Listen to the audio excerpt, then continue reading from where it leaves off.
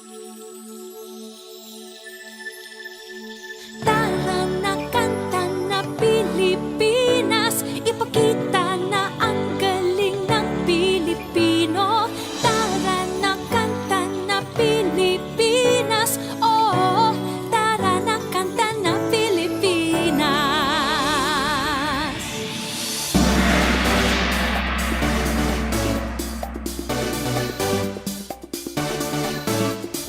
Tara na Pilipinas, kanta na Pilipinas.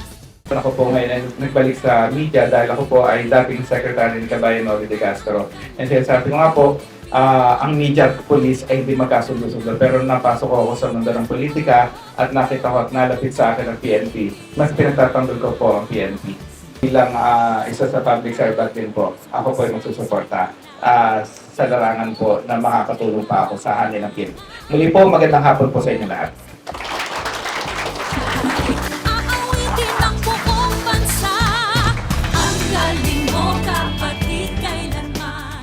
In every situation, mga kasama, whether you're at your lowest part of your life, there's always an opportunity to rise, an opportunity to become better. Kasi yung iba, pag nalumural na, hindi na-promote ngayon, wala na, parang tapos na, ayoko na magtrabaho.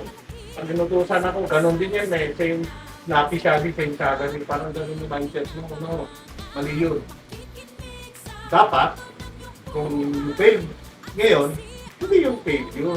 Maybe, it's just trying to send the message to you na you have to include something sa sarili mo para magmulat ka. Gandang hapon po tayo. Di naman talaga maitatanggi. Galing mo Pilipino kapatid. Tingin mo ay laging mananaig. Saan man mapunta sa mga sulok ng daigdig. Bumibirit, tinig mong malupit. Humihirit, sige papet na pet. Bumibirit,